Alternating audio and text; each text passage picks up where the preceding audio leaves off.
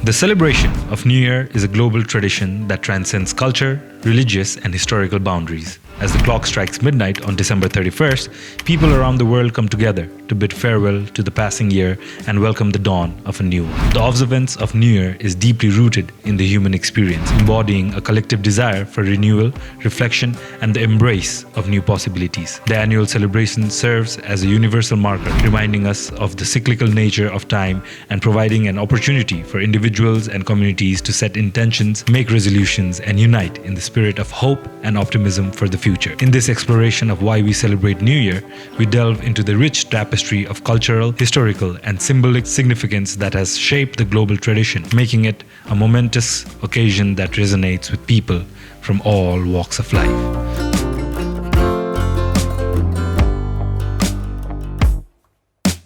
Hello and welcome back to the Podcast Bros. As always, it's me, Aviz Raj Sumargi, and today we are going to be talking about why January 1st is the day we celebrate New Year. And before we start with the whole shebang, we have to clarify something. There are two types of calendar that are generally created, right? One is the lunar calendar and the other is a solar calendar. And there are differences. Massive differences, right? Before, in ancient times, it was very common practice to use lunar calendars because the closest celestial body to Earth was the moon. Because of that, everything was rotated around the moon. We thought we were the center of the universe. So moon was the closest celestial body and we would try to approximate it to figure out our calendar year and all that. But there are differences. So what are the main differences between lunar and solar calendar? One of the first is the accuracy. Lunar calendar generally has 29 to 30 days long period of the month, and because of this, the amount of days that you can get in a calendar year is 354 or 355 days. Whereas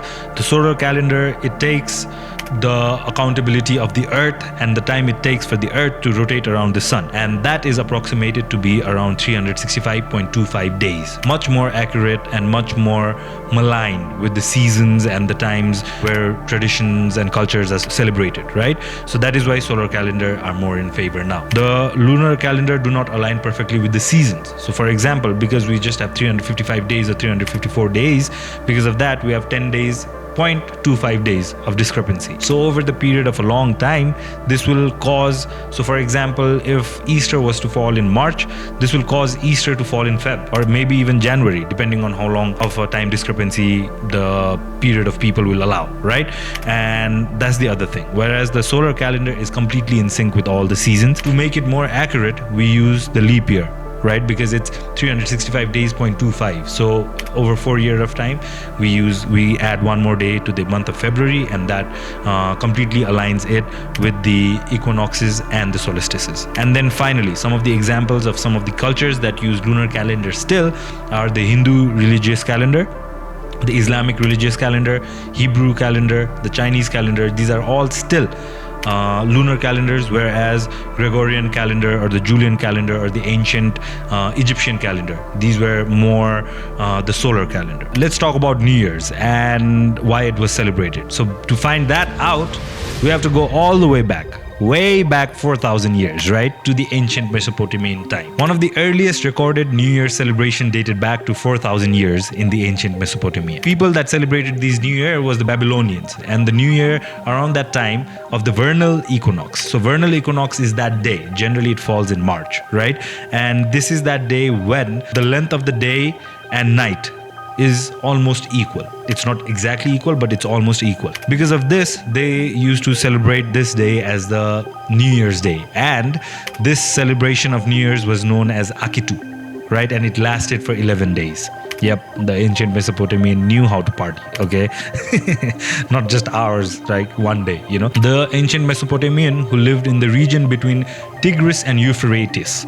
These are the rivers, right, that in the modern day falls in Iraq and parts of the surrounding country, use several different calendar systems over the course of their long history. And one of the earliest known calendar associated with Mesopotamian is the lunisolar calendar used by the Sumerians. So we have to also take into account that the area of Mesopotamia has been conquered and captured over many years. And during this period, there were multiple different calendars that were used, right? Whether it be by the Sumerians, the Babylonians, or the Akkadians and all that. But all fall in the same vein of calendars. The lunisolar calendar this calendar was based on the cycle of the moon. So like I said, it was a lunar calendar with months determined by the lunar phases, right?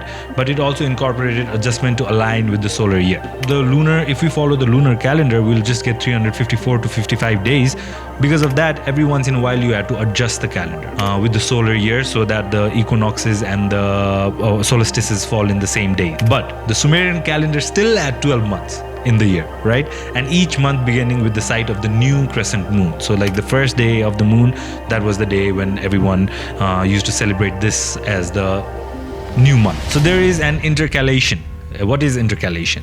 To reconcile the discrepancies left by the lunar months to the solar year, the Sumerian added an intercalary month periodically, and this is the extra month that helped the calendar in sync with the season. Because the discrepancy was about 10 to 12 days every year, they had to add a whole month, right? And this is still a common practice in so many different calendars that is used around the world that are lunar based, right? So they had to add an intercalation during the year every once in a while. And the Babylonian, who succeeded the Sumerians in Mesopotamia, continued to use the lunisolar calendar. The Babylonians came after the Sumerians, and they were a little bit more inclined astronomically, so they were able to make it a little bit more accurate, a little bit more maligned and accurate, the same. Yeah. Anyways, the Babylonians divided the celestial sphere into 12 equal parts, right? The celestial spheres being the sky into 12 equal parts, creating the zodiac. And the zodiac divisions were used for astrological and calendrical purposes. And each division corresponded to the section of the sky through which the sun, moon, and the planets appear to move, right? So over the time, the first celestial body we used to see was the moon, and then the Babylonians, when they came, they started to observe the sky more, and then they started creating zodiacs, looking at some of the stars that were stable and were not moving. So then the zodiac was formed, and because of that, they were able to align the calendar a little bit more. Not completely accurate, because they still use the moon for observing the numbers, but still, right? But what did this Babylonian people give to us, right? The Babylonian used a 60 base numerical system, which influenced the division of hours, minutes, and seconds that we still use today. It is important to note that the different Mesopotamian cities, states, and cultures had variations in their calendar system. Additionally, an astronomical knowledge advances that were made in the attempts to refine and adjust the calendar to improve the accuracy did not work out completely in the favor. So what happened? We had to come up with a completely different calendar. So what am I doing in this episode, right? Like, one of the things that I'm trying to do is trying to let you guys know about the more significant calendars that were invented over time, right? It doesn't have to be these calendars that are universally recognized, because now is the time when we somewhat have a universally recognized calendar. But otherwise, in general, the world was not as globalized as it is now. So different sections and different countries and different areas had different calendar, but these are some of the more renowned and etched in the sands of time, right? Because we have historical datas on these calendars. So that's why I'm using these calendars as an example, right? But we'll get to how the New Year's come into be. Then the second one, and this is the more renowned one that lasted for a long time, right, was the ancient Roman calendar. And the Roman calendar was had designated March 1st as the beginning of the year, and was the calendar system used by the ancient Romans before the reforms instituted by Julius Caesar that led to the Julian calendar. And Julian calendar is another one that's really amazing. I'll cover it later. But yeah, the Romans had their own calendar back in the day. The Roman calendar itself underwent various modifications over time, and here are some key features of the Roman calendar, right?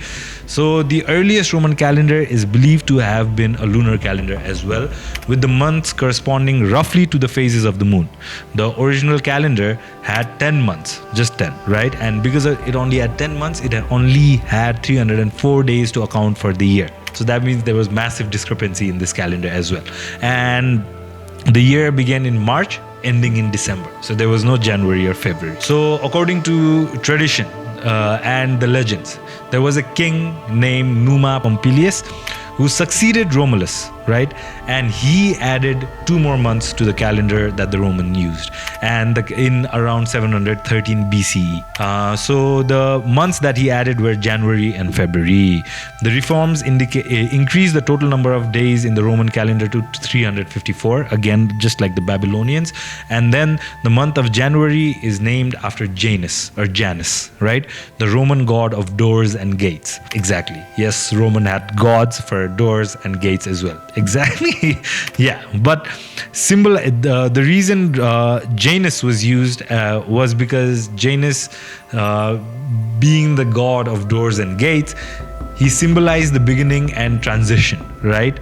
So Romans celebrated by offering sacrifices to Janus and exchanging gifts, right? So that is the reason why January and February came into being, because of the king Numa Pompilius or Pompilius. As the dear viewers, especially the one that have been listening very properly, they might have already figured it out. The Roman calendar had a year of just 355 or 354 days, and it did not account for the actual solar year. So the solar year being 365.2422 days, and that 2422 after the point will come very significant in handy. Please remember that, right? This discrepancy meant that the calendar year gradually fell out of sync with the seasons. And this is the reason why even the Roman calendar had an intercalary month, right? Just like the Babylonians and the Mesopotamians, right? And to align the lunar calendar with the solar year. And this was a sort of leap month instead, inserted as needed, but the decision to add it was often influenced by political consideration rather than astronomical accuracy, right? So we know that the Romans had somewhat level of democracy in them, or like there were kings and all this and all that. Not democracy, that was the wrong word to use, but they had a political system that was already established, right? And sometimes they would add the month depending on when the king would want it, or when the PMs or MPs would want it, depending on how that month would serve them in their process. By the end, the Roman calendar, of course, had 12 months, right? And then originally the Roman New Year began in March with the month of Martius, right? Now that there was so much discrepancy, right? And people were like going, okay, the people started to figure it out over time, right? Like, because the changes that came was in 713 BCE, right? So people were like, okay, so they use the months willy-nilly, the intercalary month that comes, it is used in willy-nilly, and then, it became very confusing for the people to align themselves with the calendar, right? And back in the day, we did not have as simple as an iPhone, where we could just turn on the phone and look at the year, the time. You go to a different country, everything is just is already adjusted. Back in the day, you had to send deliveries and like messages with pigeons or like people. So this is the month that is going to be changed, this is the month that's going to be added, this, that, and all. So then came King Julius Caesar in 45 BCE, right? And he was like, I'm not dealing with all of this bullshit. Let me create a completely new, different calendar. And he came with the Julian calendar, right? And the Julian calendar was so accurate, given that all the previous calendars were lunar calendars. Julius Caesar came and he was like, okay, let me make a solar calendar, that it almost lasted for 1600 years. So what was the origin of the Julius Caesar's Julian calendar?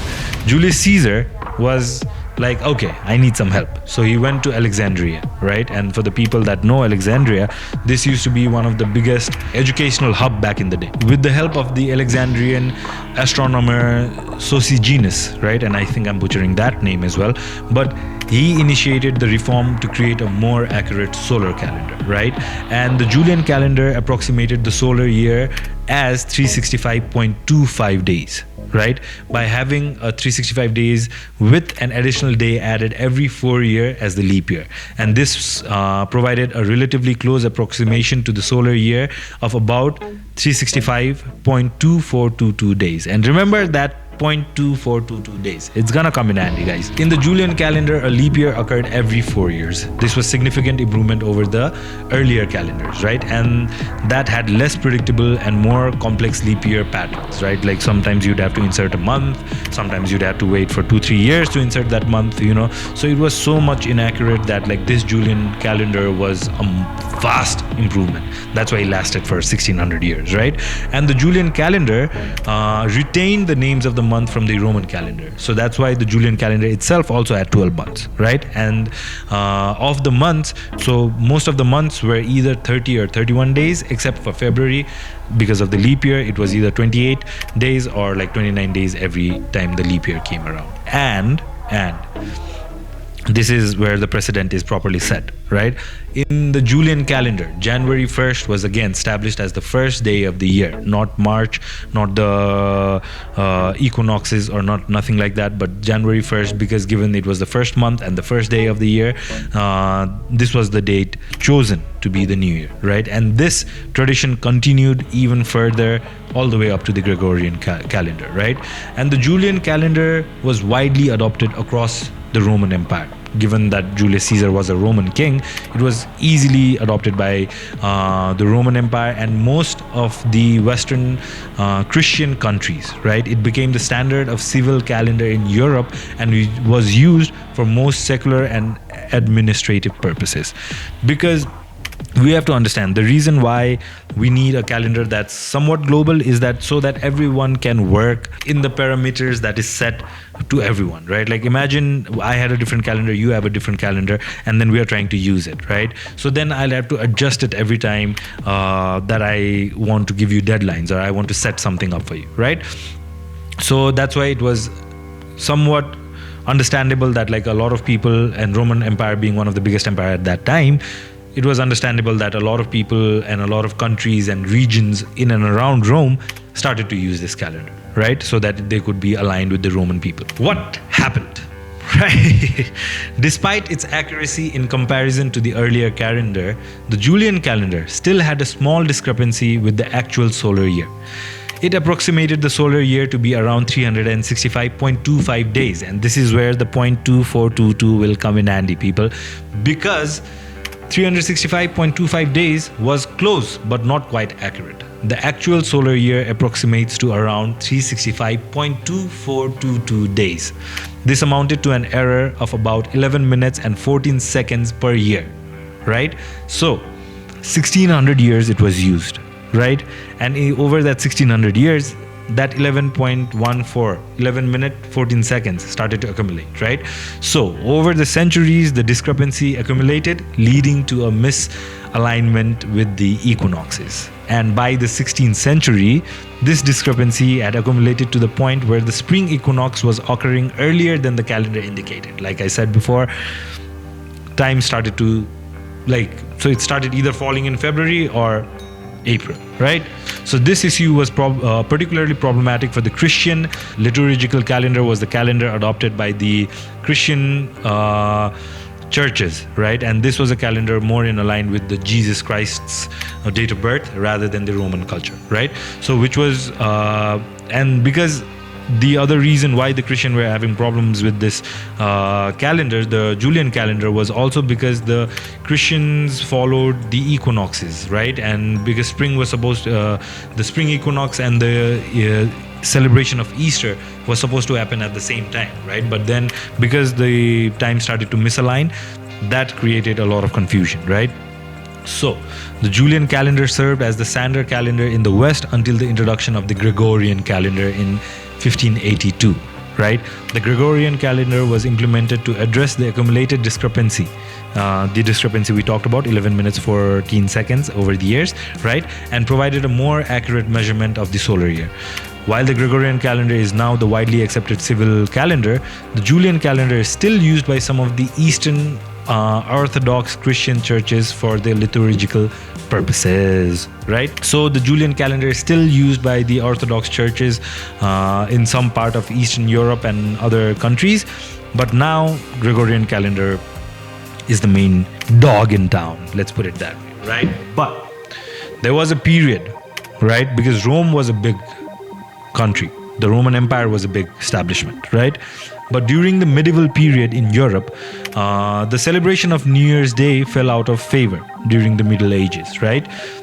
As many Christian countries adopted March 25th, the time of either the spring equinox or the Easter time, the feast of the Annunciation. That's what it was called back then, as the beginning of the new year, right? Because there were two types of Christian as well, we have to understand. So one of the thing is, the Christians that were incorporated with the Roman Empire are the Roman Catholics, right? But there are other kinds of Christian as well, the Protestants and the Anglicans and others, right? So those were the people that did not want to align with the Roman Empire. So what did they do during the medieval period? They fell back to the Christian church's calendar, and in that calendar, March 25th was the Easter period, the spring equinox time. So because of that, everyone apart from the Roman Empire started to gather to this calendar, right? And because of this, January 1st was again kind of lost during the mix. And then came in the, what do we say? The champ?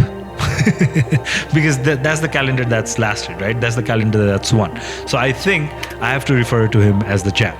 So in 1582, Pope Gregory, right? The 13th, not the first, not the second, the 13th, yes, introduced the Gregorian calendar, aligning the dates of the new year back to January 1st. And this has been carried on for ages now, right? So 1582 was the year that the Gregorian calendar came in, and January 1st was reinstated and as the day of New Year. And this calendar is one of the most commonly used calendar all throughout the world. So whenever we are talking about 2023 coming to an end and 2024 coming on, and December 31st being the date and all this calendar that we refer to is known as the Gregorian calendar. And this calendar is one of the best and most accurate calendar that's ever been done in the world. To address some of the concerns that the Julian calendar left, Pope Gregory the 13th implemented reforms that would come to be known as the Gregorian calendar, like I said already. And the key changes that was introduced was the leap year adjustment, right? So the Julian calendar added an extra day every 4 years as a leap year. The Gregorian calendar retained this practice, right? They kept using the 4 years mark for the leap year, but with a modification. The years divisible by 100 would not be a leap year unless they were also divisible by 400, right? A little confusing, but we do not have to worry about it. We're not going to last 400 years, And the adjustment helped to bring the average length of the calendar year closer to the actual solar year. So we do have to account for a lot of things when we are talking about a solar calendar as well. But if the leap year is divisible by 100 and also divisible by 400, then that year is not going to be a leap year. That's basically what I was saying. And then every other year every 4 years still carries on to be a leap year. The other thing was to realign the calendar with the solar year. Pope Gregory reformed involved skipping several days, right? So the day after October 4th, 1582 was declared to be October 15th, 1582. So almost 10 days eaten up, because that was the discrepancy that was left by the Julian calendar. And this adjustment was made to correct the discrepancy, like I said, by the Julian calendar, and to align it again with the equinoxes. The Gregorian calendar was gradually adopted by the Catholic countries across Europe, but its adoption was not immediate or universal. Protestant countries were initially resistant to the adoption of a calendar done by the Catholic Church. Catholic again being the Roman Catholics, right? And Protestant being the other aspect, other side of the Christians. However, over time, most countries and regions recognized the advantages of the Gregorian calendar, given that it was so much more accurate, and it was so much more aligned with the solar year. People started to see reason, and even the Protestants started to jump on board. So what happened? Italy, Poland, Portugal, Spain, and some of the other few countries were one of the first countries to immediately adopt the Gregorian calendar, right? And that was in 1582. Then came the French, and they also adopted. They promised to switch to the Gregorian calendar in 1582, but the changes were not implemented until 1589. So famously, Great Britain was not a Roman Catholic country, so they took some time as well, and the Great Britain made the switch in 1752, so almost 200 years later. And they also had to accommodate for 12 days of unaccountable days that had taken place. So that was a fun thing again, that like, what do we say, re-happened in Europe, right? And one of the last European countries ever to adopt the Gregorian calendar were the Greek in 1923, and this is almost like 400 years later. So it took some time, of course, but the other reason why the Gregorian calendar became so much more famous is also the credit to the Brits, because they were able to eat up most of the world, right? The empire where the sun never sets. That's what they call themselves. So because of that, and they used to use the Gregorian calendar. Gregorian calendar became the standard for most of the world that is in the Commonwealth, and because there were so much countries in the Commonwealth, that started to slowly translate to other regions and countries in and around them, and then Europe started to adopt it. Most of the Europeans were capturing the world all over, so then the calendar just spread. While the Gregorian calendar is the most used calendar for civil purposes around the world, there are still instances where other calendars are employed for religious, cultural, or administrative purposes. And then I'll give you a few examples of these type of cultures that do not use the Gregorian calendar. So one of the first is the Islamic calendar, also known as Hijri. And many Muslim majority countries use the Islamic calendar or Hijri for religious purposes. So to figure out on which date Eid would fall, or like some of the other religious or cultural significance event will fall throughout for the year. So they use the Hijri calendar. The Hebrews, they also use the lunar calendar, and the Hebrew calendar is used by the Jewish community to determine religious observance and holidays. So pretty much similar to the Islamic people, they use the traditional calendar still to figure out the dates and all. Then comes the Chinese calendar. While the Gregorian calendar is used in most of the official and civil purposes in China, the traditional calendar, which is lunisolar, so lunisolar being the lunar calendar, is still used to determine the dates of traditional Chinese festivals as such. And then even the Chinese New Year and everything, it is figured out by the lunar calendar itself. Then there's the Hindu calendar. Hindu calendar is also a lunisolar calendar used in India for religious and cultural purposes. So any of the Indian festivals, Hindu festivals that you see, or religious ceremonies that is ever celebrated in India or any Hindu country, is done using the lunisolar calendar that the Hindu had established thousands of years ago.